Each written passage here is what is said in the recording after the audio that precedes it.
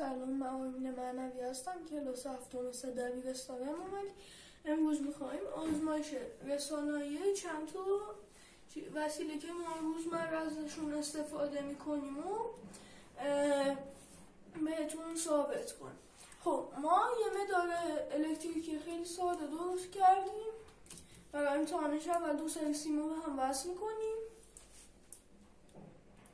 خب الان ما مواد و یه میخ آهنی داریم، یه سکه داریم،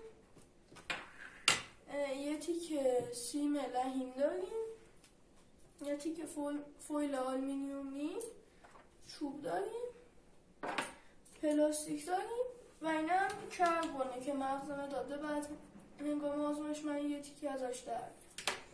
خب الان شروع میکنیم.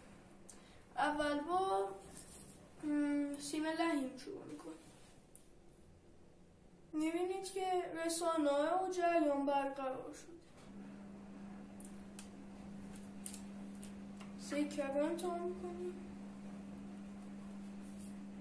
بله، میبینیم رسانه و جریان باز برقرار میشه.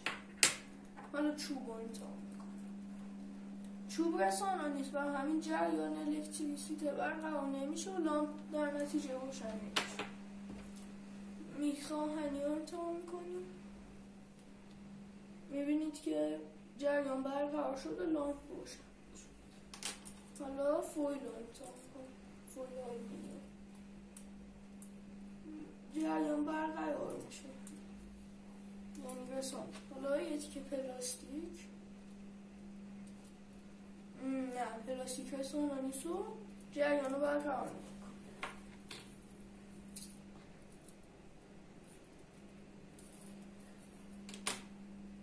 حالا این یه تیکه مغز اتود یا همون کربونه میذاریم و امتحان کنیم.